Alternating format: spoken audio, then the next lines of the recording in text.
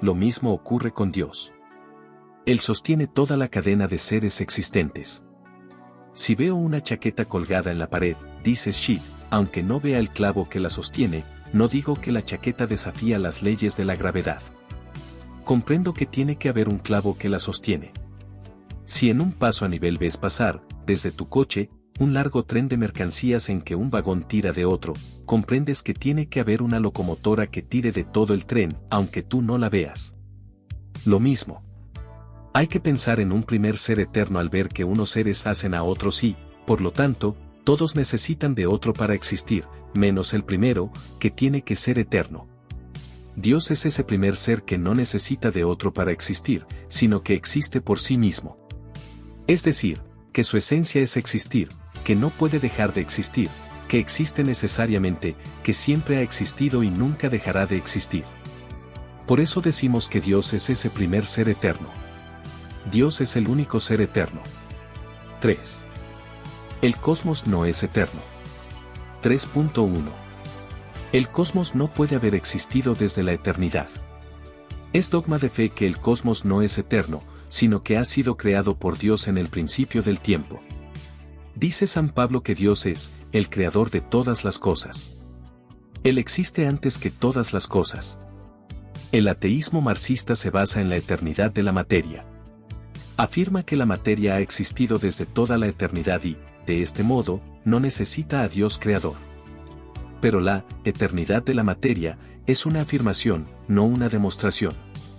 Físicamente es inverificable y, filosóficamente, es inaceptable. Pero los marxistas, que se precian de no admitir en su doctrina teórica y práctica sino los hechos que la ciencia ha demostrado ser ciertos, esta afirmación de la eternidad de la materia, la admiten sin demostración alguna. La imponen, sin más, como un postulado base de su ateísmo. Los marxistas-leninistas no demuestran la eternidad de la materia y, por eso, no consiguen desplazar la necesidad de un Dios, causa primera de todo cuanto existe. Casi por todas partes, informa Le Monde, el materialismo dialéctico, como instrumento de análisis histórico, está en retroceso. Si puede decirse que Marx ha muerto ya en el este, el marxismo apenas resulta operativo en la historiografía occidental. Marx era rabiosamente ateo, pero no por convicciones racionales, sino por motivos emocionales y psicológicos. El psicólogo no tiene más remedio que reconocer en Marx un odio personal hacia el cristianismo casi idéntico al que sentía Freud. Tanto Marx como Freud, ambos judíos, decían que rechazaban el cristianismo en nombre de la ciencia, pero lo verdaderamente innegable es que aquel rechazo provenía de un elemento emotivo.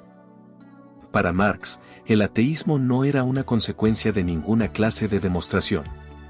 Era un postulado no sujeto a demostración y del que había que partir. La idea materialista marxista de una materia eterna es totalmente anticientífica. Está en contradicción palmaria con todos los datos de la ciencia moderna. Por el contrario, la ciencia moderna le niega al universo una existencia eterna, sea en el pasado, sea en el futuro. Modernamente, como consecuencia de los nuevos descubrimientos científicos, el principio de la eternidad de la materia ha resultado ser completamente falso, según reconocen, con rara unanimidad. Los propios hombres de ciencia, quienes afirman que la materia comenzó en un momento determinado, hace algunos miles de millones de años. Si el cosmos comenzó, necesitó de un ser distinto del cosmos que lo puso en la existencia. De la nada absoluta, nada sale. A este ser creador del cosmos le llamamos Dios. Por eso el materialismo marxista es imposible. Le oí decir en una conferencia a don Ángel González Álvarez, rector de la Universidad Complutense de Madrid, catedrático de Metafísica y miembro de la Real Academia de Ciencias Morales y Políticas. El ateo afirma que Dios no existe, pero no tiene pruebas para demostrarlo, porque no las hay. El ateísmo es una profesión de fe en la no existencia de Dios. El ateísmo no se prueba científicamente. Por eso, más que de ateísmo científico, hay que hablar de ateísmo literario. Nietzsche y Sartre, cuando hablan de la muerte de Dios, no tienen argumentos para demostrar la no existencia de Dios. Lo que tienen es el deseo de que Dios no exista, porque, si Dios no existe, todo está permitido. La inexistencia de Dios no ha podido nunca demostrarse, ni se podrá demostrar jamás. Dijo Pascal. Prefiero equivocarme creyendo en un Dios que no existe, que equivocarme no creyendo en un Dios que existe. Porque si después no hay nada, nunca lo sabré, pero si hay algo, tendré que dar cuenta de mi rechazo. El ateo nunca podrá estar seguro de que la verdad no está en esa fe que él rechazó. El científico italiano Antonio Cicicci dice, en Il Tempo de Roma: el ateísmo no tiene a sus espaldas ni la ciencia ni la razón. El ateísmo es también un acto de fe. La única diferencia es que el ateo tiene fe en la nada y el cristiano la tiene en Dios. Quien quiera profesar la fe en la nada, que continúe siendo ateo, pero a condición de que no pretenda que su opción esté motivada por razones científicas. El pretendido principio de la eternidad de la materia está en abierta contradicción con los resultados que nos ofrece la ciencia moderna. El que quiera estar de acuerdo con los últimos descubrimientos científicos que señalan una edad en la existencia de la materia, no tiene más remedio que negar la eternidad de la materia. Pues las pruebas que los científicos aducen son concluyentes. Hoy sabemos que ninguna estrella puede brillar un tiempo infinito. Se le acabaría el combustible. Un universo eterno es incompatible con la existencia de procesos físicos irreversibles. Existen algunas discrepancias entre las cifras que se dan como edad de la materia. Pero lo importante es que todo el mundo está de acuerdo en aceptar una edad para la materia. Si la materia ha tenido un principio, no puede ser eterna. Antes, cuando en los siglos XVIII y XIX, ciencia y religión se hallaban en conflicto, a nosotros, los católicos, nos llamaban retrógrados, ignorantes y obscurantistas. Ahora, por una curiosa ironía de los tiempos, estos cariñosos adjetivos los podemos dirigir, con mucha mayor razón, a los ateos recalcitrantes, que realmente dan muestras de atraso e ignorancia cuando se empeñan en seguir defendiendo la eternidad de la materia, a pesar de que la ciencia moderna, con pruebas experimentales, nos indica bien claramente que la materia tiene una edad y un principio en el existir.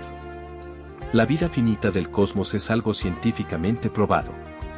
El científico que se para aquí y dice que no sabe del origen del cosmos, es por pura pereza intelectual, pues donde no llega la física, llega la metafísica. Basta ser hombre y tener sentido común para comprender que el origen finito del universo debe tener una causa adecuada fuera del mismo universo. Esta causa no es otra sino Dios. La eternidad de la materia no se puede demostrar porque es un absurdo.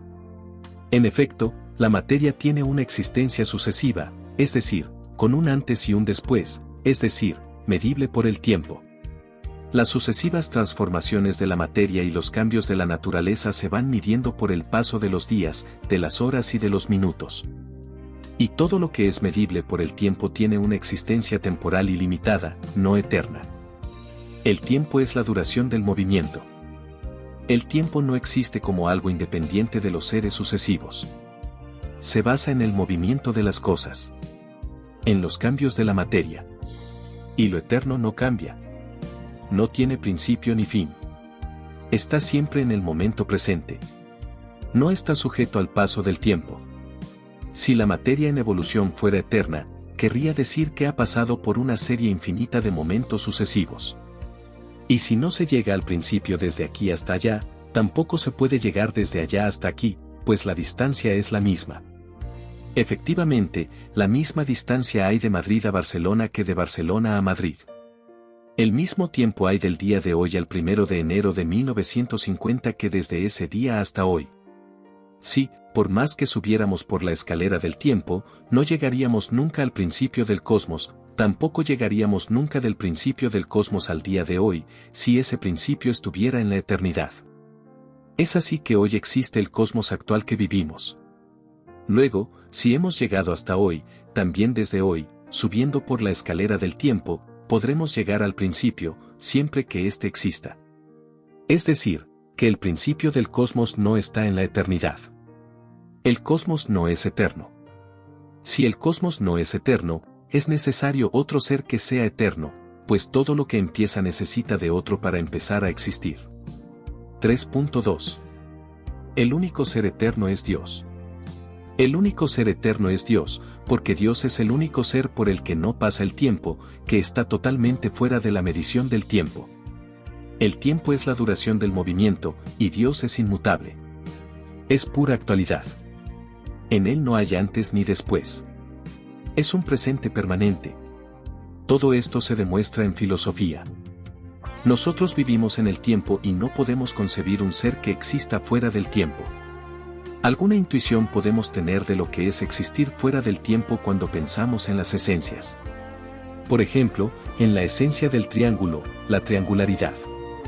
No tiene sentido preguntar cuándo empezó a existir, ni cuánto tiempo lleva existiendo. La triangularidad no dura, simplemente es. Todo esto puede ser difícil de entender para personas que no están acostumbradas a cuestiones filosóficas. Es como pedirle a un matemático que explique en 2 palabras la resolución de las ecuaciones diferenciales o de las integrales elípticas, o, sencillamente, el uso de las tablas de logaritmos. A quien no ha estudiado matemáticas. Esto es imposible sin dedicar primero muchas horas, y aún años, a explicar multitud de conceptos preliminares indispensables. Y, desde luego, no se debe buscar en esto una evidencia como el axioma, el todo es mayor que su parte, carita sorprendida, 2 cosas iguales a una tercera son iguales entre sí. Pero es interesante la afirmación de Lindner, profesor de química técnica en la Universidad Alemana de Karlsruhe. La ciencia afirma que el cosmos es finito, que la materia no es eterna y que, por lo tanto, existe un creador. No se trata de demostrar la existencia de Dios científicamente, pues el estudio de Dios no es objeto de la ciencia, sino de la teología. El objeto de la ciencia no es estudiar a Dios. La ciencia estudia la naturaleza. A Dios lo estudia la teología. Por eso no tiene sentido buscar argumentos científicos para demostrar la existencia de Dios. La ciencia se limita a responder a cómo se realizan las cosas. El por qué y el para qué son propios de la filosofía. Sin embargo, la ciencia sí nos da datos que hacen razonable la creencia en Dios. Sin tal causa suprema, el mundo y todo el movimiento que en él existe quedaría inexplicado e inexplicable, y nuestra inteligencia no podría quedar satisfecha. El espíritu humano pide recibir una respuesta a sus interrogantes. Solo admitiendo un ser que ha creado el mundo con todo su dinamismo, y que continúa sosteniéndolo en su existencia. A todas estas indicaciones sobre la existencia de Dios creador, algunos oponen las virtudes de la casualidad o de los mecanismos propios de la materia. Hablar de casualidad para el universo que presenta una organización tan compleja en los elementos y un finalismo tan maravilloso en la vida, significa renunciar a la búsqueda de una explicación del mundo. En realidad esto equivale a querer admitir los efectos sin causa. C. Trata de una aplicación de la inteligencia humana que renunciaría así a pensar y a buscar una solución a sus problemas. En conclusión, miles de indicios empujan al hombre, que se esfuerza por comprender el universo en que vive, a orientar la propia mirada hacia el Creador. Las pruebas de la existencia de Dios son múltiples y convergentes.